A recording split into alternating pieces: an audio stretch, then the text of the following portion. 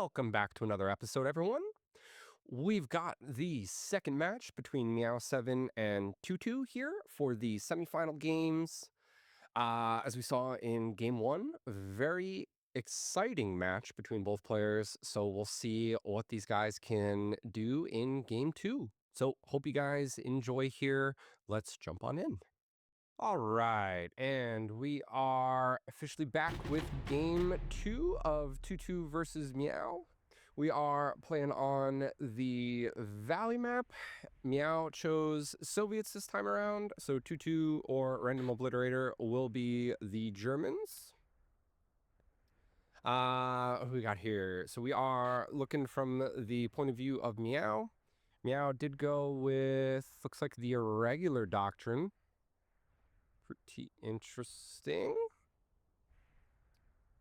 And looks like based on the Marine infantry that Tutu has out, he probably went with the support doctrine, which he did. So we'll potentially see the T-34-88 coming out from Tutu's point of view this time.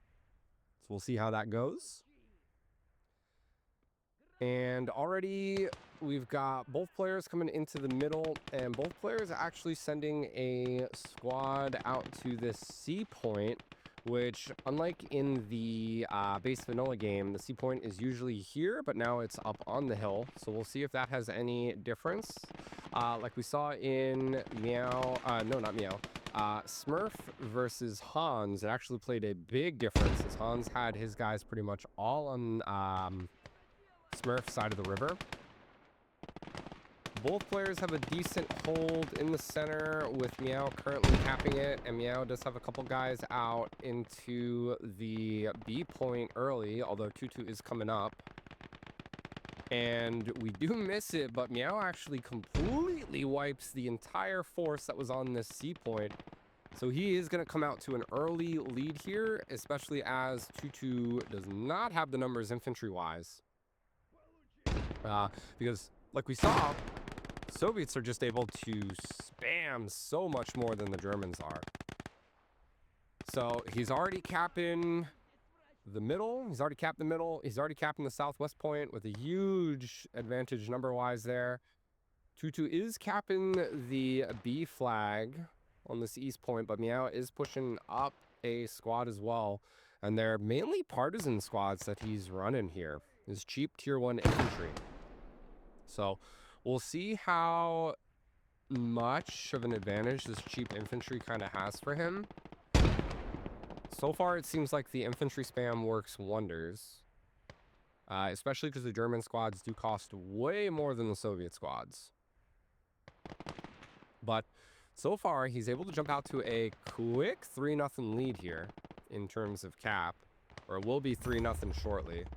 Tutu is pushing for Meow's guys back here, and it looks like Meow's actually taking some nades and stuff from these bodies potentially, or he's just getting them back behind on the hill. Tutu finally has the numbers in the middle, although Meow is reinforcing it with a vet partisan squad, so full SMG squad coming into the center. These guys should absolutely shred Tutu's rifles. Although Tutu is able to get into a decent position here, especially with this river that runs through this point. This can be very tricky for grenades because the splash damage actually decreases there. So we'll see how that plays into it, but yeah. One guy in the point, two guys in the point is already enough to neutralize it and counter the cap that Tutu was having here.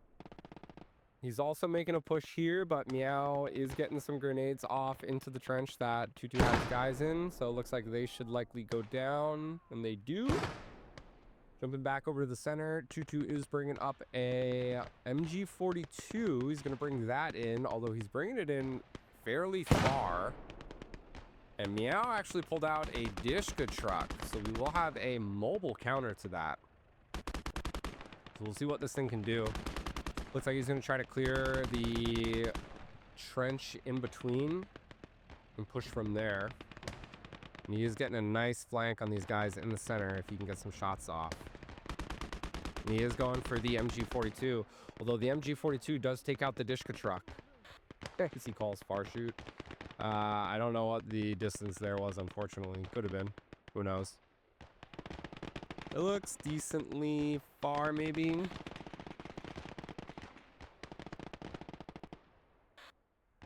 Do we not far shoot MG? No, not normally. No, we like integrity. It is, unfortunately, normalized in the game.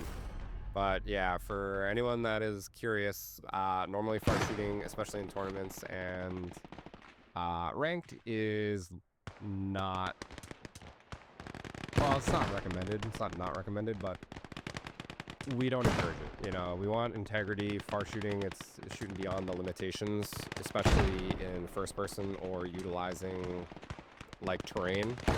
So usually it's not good.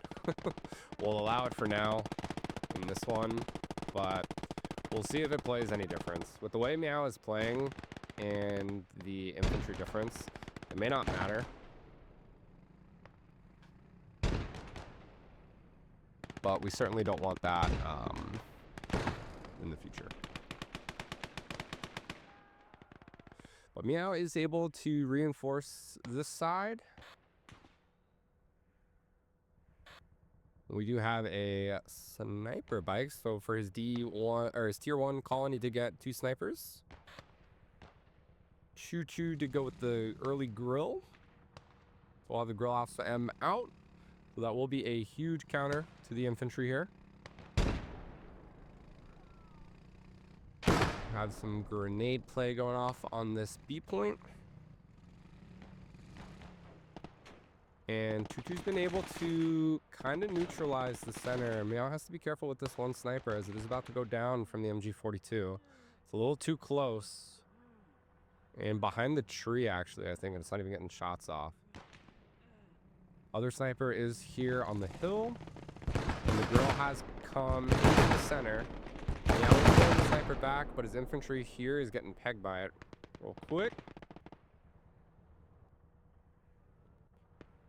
And he has immediately decapped. Tutu is now using a flamethrower on the center, which is always recommended. Getting rid of the center building early with a flamer is so helpful because it opens up this entire area to line of sight for across the river. He does miss the nade there, unfortunately. He's still... Meow is still just barely holding on as the flamer does go down. But Tutu has a massive push coming up on this left side now. Meow is repairing the Dishka. I do believe that Tutu is allowing that. Although we'll see if that actually happens with the AI control. And how far up Tutu actually is compared to it. Tutu now has a force coming in on the southwest side. This trench is super important typically on this map. So we'll see if he can get some guys up there and control that. But so far, Meow is holding out a very decent push. Although he is, he's held off on the infantry spam. I almost wonder if he would have been better off just continuing to spam infantry. I'm actually assuming he's competing for a vehicle at this point. So we'll see what comes out shortly.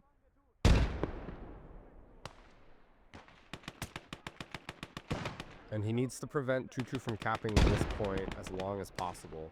He does have a reinforcement vet partisan squad here, which are immediately going to boost up this cap weight. And they do all have SMGs, so they will shred. And we do see the early Vic, not early Vic, but we do see the Vic. It's a T-34 M1943, so he is going to counter the grill, hopefully with that. And it looks like he's pulling it right on into the middle as well. He should have line of sight, I would expect. He's trying to micro his infantry here to keep Tutu out. And the grill, as we can see in the distance, is running. So he either shot with the T-34 or Tutu does see it, I would assume. The grill is going for the sniper off in the distance.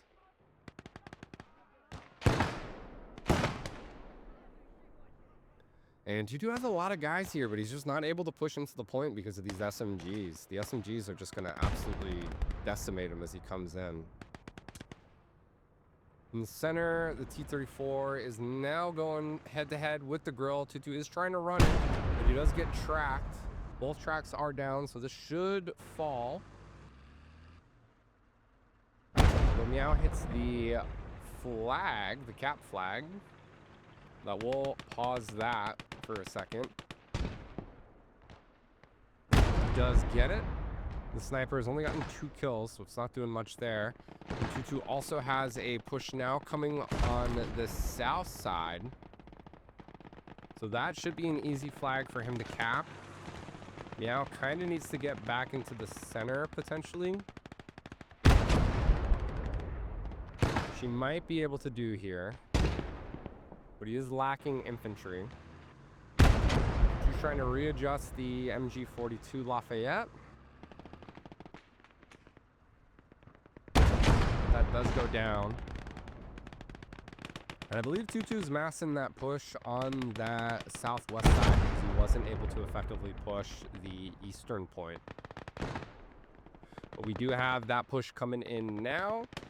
Meow has a couple guys spread out here, but it is very few, and they are partisans. And Tutu has what looks to be 3 full squads potentially coming this way now. So he should easily cap this. Meow's trying to micro his guys in, but he's also not being complacent here. He knows he does need to take advantage. If Tutu's going to go there, he needs to push the center. So he's getting a couple guys in. He does have the T-34 to support as well with HE. And it looks like he is going to be able to potentially decap. He needs to get these cav guys further in as well.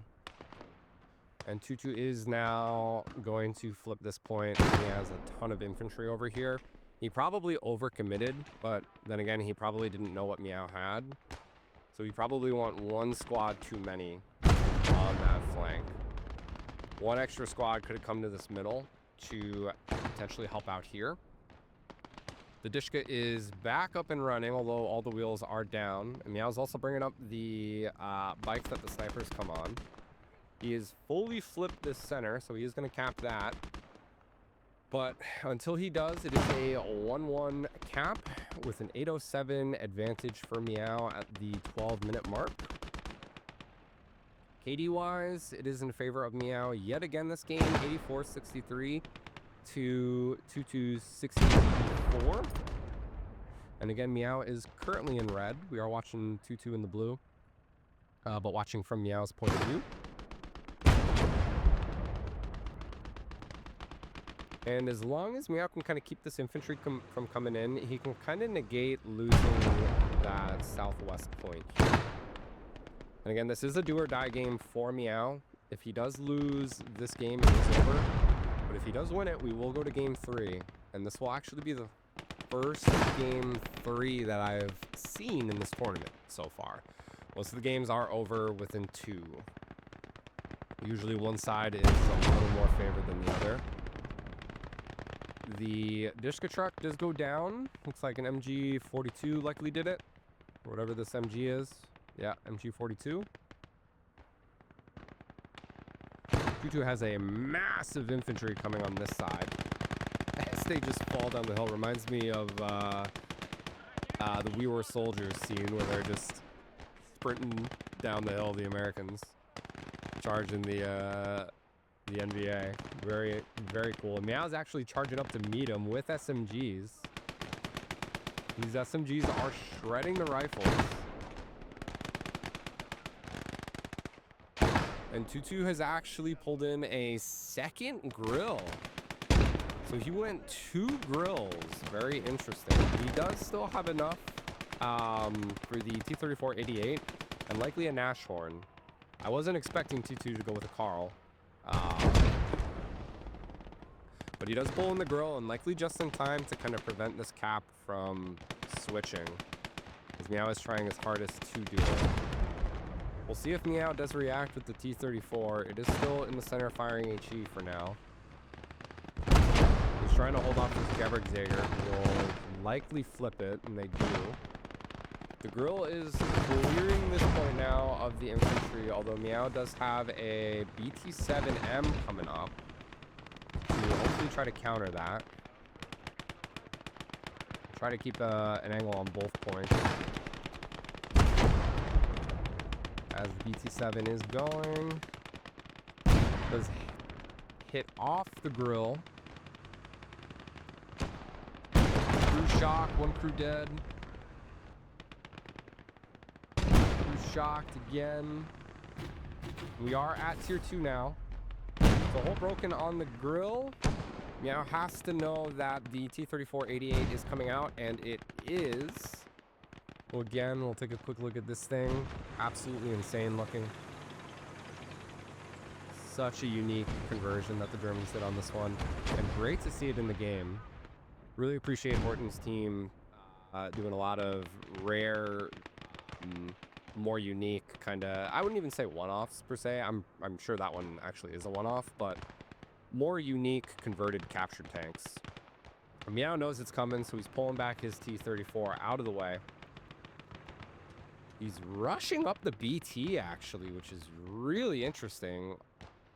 And it's actually behind 2-2's infantry. This might actually be desynced. This could be further up the hill. So we'll have to see where that thing actually ends up. 2-2's getting very aggressive over there on that side. And he's even pulled in a half track as well. The T-34 from Meow is pulling this side. Looks like he's gonna mass a push to go for the C point. And we do see the T-34-88 rolling in the distance. 2-2 is trying to flip the center in the meantime, and the BT does go down on this flank to the T-34-88 on the hill. Meow has still maintained the cap, and he still has the center, and he's actually got it because of an officer. The half track does go down from his T-34 from 1943, but it looks like he's going to try to tank with the officer in the center, as he is about to lose his T-34 in 1943 here to the 88, which is up on the hill firing across, which is absolutely crazy. So that turret's down. That's going to go down. He's desperately trying to get more infantry. Actually, it's his call-in infantry as well, his spec ops into the center. He's trying to hold this middle and his officer as long as he can. He's at 953, and he might be able to pull this off if he can keep them alive. He doesn't even really need to deal with that T-34-88 at this point if he can keep this 2-to-1 cap. And I think 2-2 knows, so he's trying to pull everything into the center, but Meow is also making a very concentrated push at the same time on this flank. If he can decap this point, which he easily will be able to if he gets more guys in there, and a Faust is coming up as well. Oh, it misses the T-34. Oh, and that was the only one there. That's so unfortunate. Wow, nearly had him. I would have said he needed it, but he is decapping here. T2's going to finish off Meow's T-34, which does take off some of the point value. Very minor, but he has lost that southwest point as well, so it is a 2-0 cap for Meow. He did pull in another half track, but it is likely too late as Meow should... Whoa! I was about to say he should finish this off, but 2-2 is decapping with his Gebertsjäger. He might be able to pause it. 998, 99. Oh, man, that is a very close game for Meow. He barely held tight with the skin of his teeth. 159, 110, 4-3. That officer play was very clutch from him to force a game 3 here. So we will see you back with that one. Stay tuned.